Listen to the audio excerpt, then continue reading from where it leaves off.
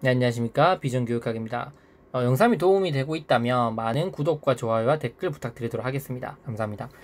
오늘 다뤄볼 핵심 강의 주제는 뭐냐면 바로 AD 모형, ADDIE 모형과 디캐리 모형을 비교 대조해보는 겁니다. 제가 교육학 스터디를 하거나 공부를 하면서 많은 분들이 질문을 해주셨어요. 저한테 도대체 체제적 교수 설계 모형이란 걸 알겠는데 이 두 모형이 어떤 차이점과 공통점을 가지고 있는지, 어떻게 암기를 해야 되는지 잘 모르겠다고 질문 주신 게 많았습니다. 그래서 제가 이 강의를 찍게 되었습니다. 그래서 디캐리 모형이 에디 모형을 발달한 단계에서 만들어진 거기 때문에 충분히 공통점과 차이점을 가질 수밖에 없는데, 저는 차이점 위주로 한번 여러분들이 쉽게 암기를 하실 수 있도록 설명을 들어보도록 하겠습니다. 그래서 이 강좌의 핵심 포인트는 두 모형의 차이점을 바탕으로 명확하게 구분되게 암기를 하는 게 강의 첫 번째 포인트고, 두 번째 핵심 포인트는 이겁니다. 시험에서 이 ADDI 모형, 간추려서 AD 모형을 하겠습니다. AD 모형과 디캐리 모형을 순서를 1번부터 10번까지 다 적으라고 나오지 않을 거예요. 무슨 말이냐면 이 부분 안에서 중요한 부분이 무엇인지 그 파트를 나누어서 물어볼 거란 말입니다. 예를 들면 AD 모형에서 설계 단계에서 해야 될 거 말해봐라. 예를 들면 뭐 디캐리 모형에서 뭐 수행 목표 작성 다음에 해야 될 뭐 구체적인 절차에 대해서 얘기해봐라, 이렇게 나올 거란 말이에요. 그래서 중요한 거는 이 모든 걸 순서를 암기한 거 중요하지만 그 중에서도 어떠한 부분이 더 중요하고 더 시험에 나올 수 있는지를 제가 여러분께 설명드리고자 하는 거예요. 그래서 이 강의의 두 번째 핵심 포인트는 각 체제적 교수 설계 모형에서 어떠한 부분이 중요하고 덜 중요한 건지 우리가 판단해내는 거, 그 부분을 여러분께 설명드려보고자 하겠습니다. 자, 첫 번째 차이점부터 먼저 말씀드리자면, AD 모형은 이 앞글자를 따서 만든 거예요. 즉, ADDI 모형을 렌줄리라는 학자 이제 언급을 했는데, 분석을 analyze 영어로 하면 그 앞글자를 따서 A라고 한 거예요. 설계도 뭐 마찬가지로 그 영어의 앞글자를 따서 만든 건데, 한마디로 체제적 교수 설계를 5가지 단계로 나누어서 보고 있는 게 AD 모형의 핵심 포인트인 거예요. 그럼 디캐리 모형은 5개로 단계에서 나누어 보는 거냐?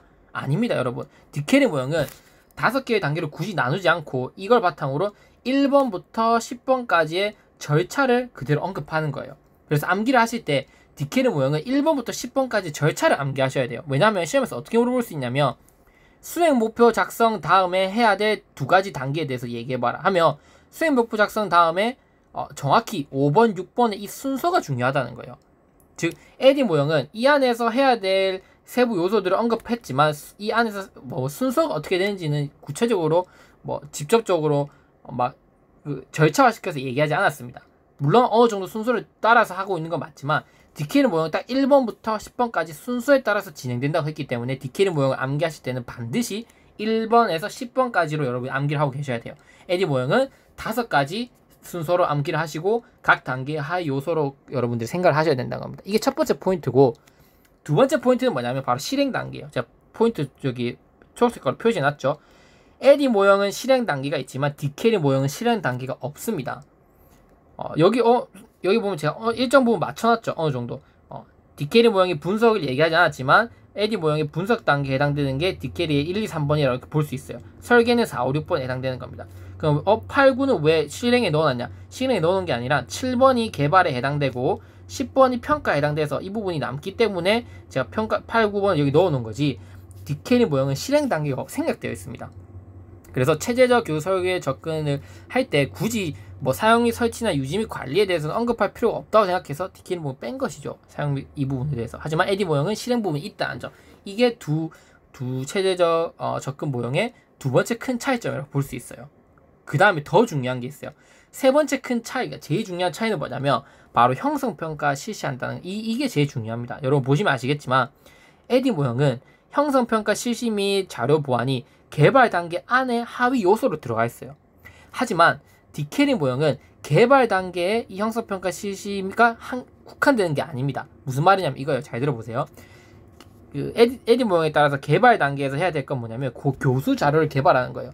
교수 자료를 개발해야 된다는 것은 뭘 의미하냐면 실제로 교수 학습의 어떤 자료물을 만들어내는 거예요. 설계가 한마디로 설계도를 작성하는 처럼 계획을 고안하는 거죠. 예를 들면 이런 교수 전략과 이런 교수 자원들이 필요하고 이런 것들을 하나하나 뭔가 계획을 세우는 단계라면, 개발은 실제 계획을 세웠던 단계에 맞는 결과물을 개발, 한마디로 만들어낸다는 거예요. 연구자들이 개발해서 신약을 만들어내는 것처럼 한마디로 이 개발은 앞에서 설계해서 했던 방식대로 수업 자료도 만들고 수업 지도안도 만들고 그 다음에 뭐 학습 도구도 만들고 다 만들어 보는 단계라는 거예요. 그럼 에디 모형에 따랐을 때 교수 자료를 개발하고 나서 형성평가를 실시해야 된다고 봤어요. 이 형성평가는 왜 실시하냐면 교수 자료가 가지고 있는 것에 어떤 문제점을 보완해 주기 위해서 바로 개발해야 된다고 보는 거죠. 교수 자료에 대해서 형성평가를 실시하는 거예요. 즉 내가 만든 교수 자료가 제대로 됐는지 안 됐는지 점검하기 위해서 형성평가가 실시돼요. 근데 디케리 모형은 좀 달라요, 여러분. 디케리 모형은 교수 자료 개발을 선정하고 나서 형성평가를 실시한다는 점에서 비슷해 보여요, 에디 모형. 하지만 큰 차이는 뭐냐면 디케리 모형은 이렇게 얘기합니다. 이 형성평가는 교수 자료 개발에만 국한되는 게 아니라 앞에서 했던 모든 단계에 대해서 내가 피드백을 하고 점검을 해 나가는 게 형성평가라는 거예요. 무슨 말이냐? 내가 요구 사정을 잘 했냐? 즉 바람직한 목표, 어떤 추상적인 목적을 잘 추출했느냐? 그 교수 분석은 그 목적의 하위 기능을 하위 기능을 만드는 거죠. 그럼 형성평가 시는 뭐냐면 이 목적의 하위 기능들이 제대로 됐냐 안 되냐, 즉 교수 분석 단계에서 제대로 이루어졌냐, 학습자 환경 분석이 제대로 됐냐, 평가 도구 개발, 교수 전략 개발이 제대로 됐냐, 이런 것들을 점검하는 게 바로 형성평가라는 거예요. 그래서 마지막 결론은 이 형성평가가 에디 모형은 교수 자료에 국한되어 있다면 디케리 모형은 이 전체에 대해서 돌아보는 환류의 과정을 거치는 거다. 피드백 과정을 거치는 관점에서 형성평가를 말하고 있다. 이게 가장 큰 차이점이라는 거예요.